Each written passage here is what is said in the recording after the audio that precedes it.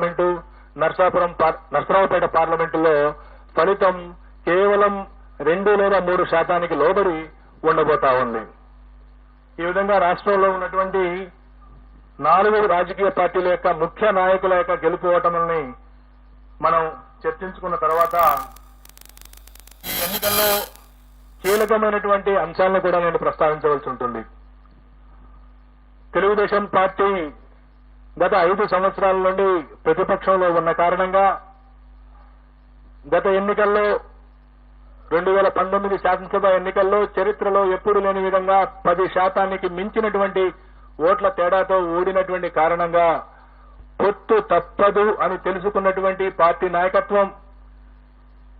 జనసేన పార్టీని పొత్తులోకి ఆహ్వానించడం, ఆ తర్వాత కూడా గెలుపుకు కేవలం జనసేన మాత్రమే కాదు మరొక బలమైనటువంటి రాజకీయ పక్షం యొక్క అవసరం ఉన్నదని తెలుసుకుని భారతీయ జనతా పార్టీతో కూడా చివరి వరకు పొత్తు కోసం ప్రయత్నం చేసి భారతీయ జనతా పార్టీని కూడా పొత్తులో కలుపుకున్నటువంటి పరిస్థితిని రాష్ట్ర ప్రజలందరూ చూశారు. ఒకవైపు ఈ రాష్ట్ర ముఖ్యమంత్రి వైఎస్ఆర్ కాంగ్రెస్ పార్టీ అధ్యక్షుడు వైఎస్ జగన్మోహన్ రెడ్డి సంక్రాంతి నాటికే అభ్యర్థుల్ని 90% మందిని ప్రకటించేసి నియోజకవర్గాల వారీగా, జిల్లాల వారీగా, ప్రాంతాల వారీగా సిద్ధం వంటి సభలను ఏర్పాటు చేసుకుని ప్రజల్లోకి పోతా ఉంటే ప్రతిపక్ష కూటమి సీట్ల సర్దుబాటు, ఆ సీట్లలో ఏ అభ్యర్థిని నిలబెట్టాలి అనేటువంటి విషయంలోనే ఆల్మోస్ట్ నామినేషన్స్ వరకు ఆగినటువంటి పరిస్థితిని మనం చూశాం. అదే కాకుండా గత 5 సంవత్సరాల్లో కరోనా కాలాన్ని తీసివేయగా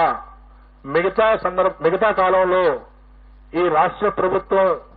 అవలంబించినటువంటి నూతన విధానాలు, వాలంటీర్ వ్యవస్థ ద్వారా ప్రతి ఇంటి గడప వద్దకు ప్రభుత్వ సేవలను చేర్చడం ఏదైతే ఉందో, ఇది నేను గతంలో కూడా చెప్పాను. ఈసారి ఎన్నికల్లో అది కీలక పాత్ర పోషించబోతా ఉంది. 71% మంది గ్రామీణ ప్రజానీకం ఉన్నటువంటి ఆంధ్రప్రదేశ్ లో ఏ గ్రామంలోనైనా సరే ప్రభుత్వం ద్వారా ఏదైనా పథకం లబ్ధి పొందాలన్నా, ప్రభుత్వానికి సంబంధించినటువంటి ఏదైనా సంక్షేమ అభివృద్ధి కార్యక్రమం పొందాలన్నా ఆ గ్రామ స్థాయి నాయకుడి దగ్గరకో, మండల స్థాయి నాయకుడి దగ్గరకో వెళ్లాల్సినటువంటి పరిస్థితి. ఈ వాలంటీర్ వ్యవస్థ ద్వారా ఆ పరిస్థితి నుండి మార్పు తీసుకొచ్చినటువంటి వైరాన్ని ఈ రాష్ట్ర ప్రజలు అభినందించారు. ఏ ప్రభుత్వ పథకం కావాలన్నా, ఏ ప్రభుత్వానికి సంబంధించినటువంటి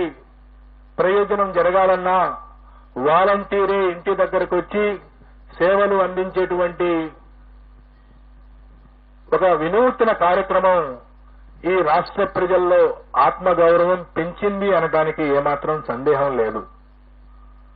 దానితో పాటు గతంలో ఉన్న 31 లక్షల పెన్షన్దారులను 64 లక్షలకు పెంచడం, గత ప్రభుత్వం కేవలం చివరి 2 నెలల్లో ఇచ్చినటువంటి 2,000 రూపాయలతో పోల్చుకుంటే ఈ 5 సంవత్సరాల పాటు 2,000 రూపాయల నుండి 3,000 రూపాయలకు పెన్షన్ ఇవ్వటం, దీంతో పాటు గ్రామ సచివాలయ వ్యవస్థ ద్వారా అనేక రకాల ప్రభుత్వ ప్రయోజనాలను మన గ్రామం వద్దకే తీసుకొచ్చారనేటువంటి భావన గ్రామీణ ప్రాంత ప్రజల్లో పెరగటం,